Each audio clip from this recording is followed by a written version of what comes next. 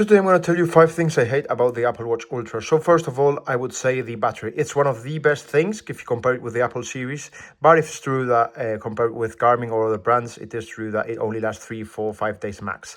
Second of all, thing that I do not like is if you've got a small wrist, not my case, I really enjoy this bigger actual chunk. But if you've got a small wrist, the Apple Watch Ultra may be too big.